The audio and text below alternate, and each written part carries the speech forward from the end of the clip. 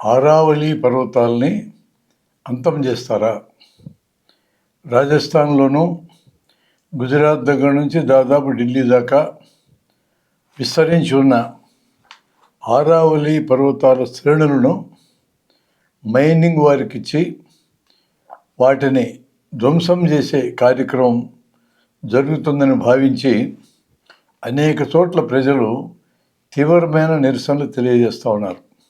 ఆరావళి పర్వతాలు 250 కోట్ల ఏళ్ల క్రితం ఏర్పడ్డాయి.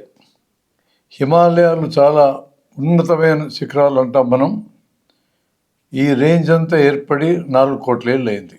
మానవ జాతి అంటే ఈ రూపంలోని హోమో సెపియన్స్ అనబడే మనం ఆఫ్రికాలో మొట్టమొదట కనపడి 3 లక్షల ఏళ్ళు అయింది.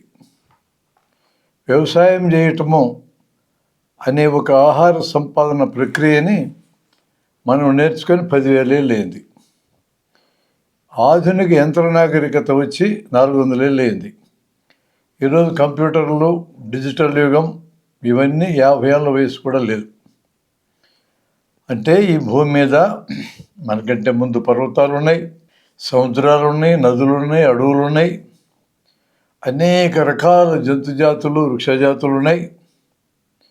రీసెంట్గా ఈ భూమి మీద ఎడిషన్ కూడిక జరిగిన వాళ్ళు మానవులే. మనకు తెలివి ఉందని మన ఇష్టం వచ్చినట్టు భూముల్ని, కొండల్ని, నదుల్ని, సముద్రాల్ని, జంతుజాలాన్ని, వెనుకబడిన మానవ జాతుల్ని అన్నిటినీ ధ్వంసం చేసే కార్యక్రమం ఈరోజు మానవ జాతి చేయటం ఎంత ప్రమాదకరమో అందరికీ అర్థమవుతుంది. వాతావరణ మార్పులు వచ్చినాయి. భూమి మీద ఋతువులు పద్ధతి ప్రకారం లేవు. ఓజోన్ పొరకు రంధ్రం పెట్టాం. సూర్యుడి నుంచి వచ్చే కాస్మిక్ కిరణాలు నేరుగా మీద పెడితే రకరకాల రోగాలు వస్తాయి. భూమి తాపం పెరిగిపోతూ ఉంది, వేడి పెరుగుతూ ఉంది. భూమి వేడి పెరిగితే ఈ ఉత్తర ధ్రువం, దక్షిణ ధ్రువం దగ్గర ఉండే గ్లేషియర్స్ అంటారు, ఇక్కడుండే మంచు అంతా కరిగితే సముద్ర మట్టాలు పెరుగుతాయి. సముద్ర తీర ప్రాంతం కూడా అనేక నగరాలు కొన్ని వందల ఏళ్లలో మునిగిపోయే ప్రమాదం ఉంది.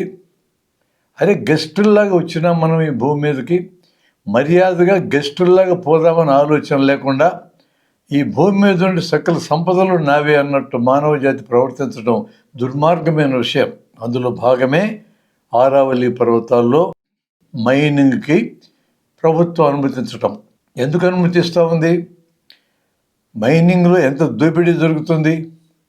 ప్రభుత్వం నుంచి పర్మిషన్ తీసుకునేది కొంత, అంతకు 2 రెట్లు ఖనిజాన్ని బయటకు తీస్తారు. ఇంకెంత లాగుతారో చెప్పలేం. ఎక్కడ ఖనిజ సంపద చాలక ఈ మధ్య భారతదేశంలో ఉండే అడవుల్లో ఉన్న ఖనిజ సంపద కూడా కావాలనుకుంటున్నారు. అడవుల్లో నివసించే మన ఆదివాసీ మిత్రులు వాళ్ళ అడవులను ధ్వంసం చేయరు, పర్యావరణ హితంగా జీవిస్తారు. జంతువులను ఊరుకోరికి చంపరు. ఏనుగు దంతాల కోసం ఏనుగులను చంపరు. ఎర్రచందనం కోసం అడవులు నరకరు. సహజీవనం చేయగలిగినటువంటి సామర్థ్యం ఉన్న వ్యక్తులు. ఇదివరకు వచ్చిన అంటే అటవీ రక్షణ చట్టం ప్రకారం గ్రామ సభలో తీర్మానం చేయకుండా అడవుల్లో ఏ చర్య ప్రభుత్వం తీసుకోవడానికి వీలు లేదనేది ఉంటే, ఇప్పుడు గ్రామ సభతో సంబంధం లేకుండానే ఏ చర్య అయినా తీసుకోవచ్చు అనే తీర్మానం చేసుకుంది కేంద్ర ప్రభుత్వం. అది కాకుండా గ్రామ సభలు జరిగినట్టు ఉత్తుత్తి గ్రామ సభలను రికార్డు చేసుకుని కూడా చేస్తున్నారు. మైనింగ్ ప్రధానంగా ఎవరికి ఇస్తున్నారు అని అంటే అదానీ గ్రూప్కి ఇస్తున్నారు, వేదాంత్ గ్రూప్కి ఇస్తున్నారు. ఏంటి వాళ్ళ మీద అంతలో ప్రేమ వీళ్ళకి? ఇదివరకు అరుణ్ జైట్లీ గారు జీవించున్నప్పుడు పెట్టిన ఎన్నికల బాండ్లు అనే ఒక కార్యక్రమానికి విచ్చలవిడిగా వీళ్ళు ధనం ఇచ్చారు. బినామీ పేర్లతో, డైరెక్ట్గా వాళ్ళ పేర్లతో. ఈ ధనములో 60 నుంచి 70 వంతులు ఒక పార్టీ చేరింది. ఆ పార్టీ నాయకత్వంలోనే ఇప్పుడు కేంద్ర ప్రభుత్వం నడుస్తూ ఉంది. కాబట్టి కృతజ్ఞతగా అలాంటి డొనేషన్లు ఇచ్చిన కారణంగా వాళ్ళకి అత్త సొమ్ము అల్లుడు దానం చేసినట్టుగా భారతదేశ సంపదని ఇచ్చేయడానికి సిద్ధపడరు. ఈ అడవుల్లో సంపద ఇప్పటిదాకా తాకకుండా ఉన్నటువంటిది, దాన్ని బయటికి తీయాలంటే ఆదివాసులు అడ్డంగా ఉన్నారు. వాళ్ళని బయటికి తరిమేయాలా.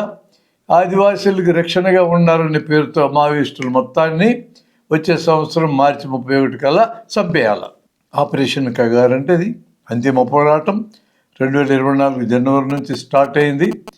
26 మార్చి కల్లా క్లోజ్ కావాలని చెప్పి కోరుకుంటున్నారు. 2 నెలల్లో ముగించాలి దానిని.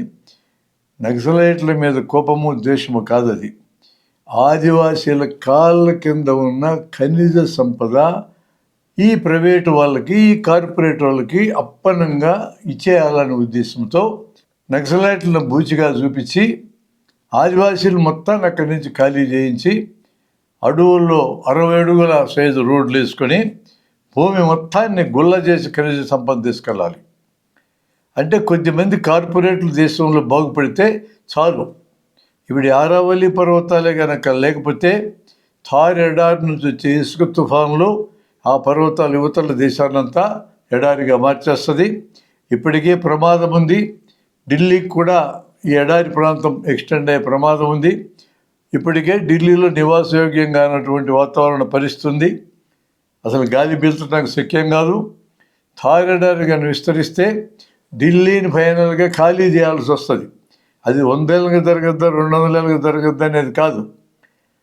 అదే ఈ భూమి మీద ఉన్న సకల సంపద మానవ జాతి బతకడం కోసం వాడుకోండి. గాంధీ మహాత్ముడు చెప్పినట్టు ప్రతి ఒక్కరి యొక్క నీడ్ని ఈ భూమి తీర్చగలదు. ఏ ఒక్క వ్యక్తి యొక్క గ్రీడ్ని ఈ భూమి తీర్చలేదు. ప్రతి ఒక్కడి అవసరాన్ని ఈ భూమి తీర్చగలదు. ఆ పద్ధతిలో మనం జాగ్రత్తగా వనరులు వాడుకోవాలి. ఏ ఒక్క వ్యక్తి యొక్క దురాశని ఈ భూమి తీర్చలేదన్నాడు ఆయన. ఈరోజు దురాశతో మొత్తాన్ని దేశాన్ని సర్వనాశనం చేయాలనుకున్న కార్పొరేట్లు విజృంభిస్తున్నారు. వాళ్ళ ఆస్తులు అంతా పెరుగుతూ ఉన్నాయి. సాధారణ జనం ఇంపావరిష్ అయిపోతున్నారు. రోజు రోజుకి పేదోళ్ళు అయిపోతున్నారు. ఇదివరకు అడవుల్లో తవ్వకాలు చేస్తానంటే అదేదో నక్సలైట్ల సమస్య, అదేదో ఆదివాసీల సమస్య అనుకుని మెనుకున్నారు. ఈరోజు సిటీస్లోకే పాకినారు ఈ కార్పొరేట్ల వాళ్ళు. అందుకనే ప్రతి సిటీలో జనం ఇలాంటి తవ్వకాలను అరికట్టాలనే ఉద్దేశంతో తీవ్రంగా నిరసన తెలియజేసే పరిస్థితి ఈరోజు వచ్చింది.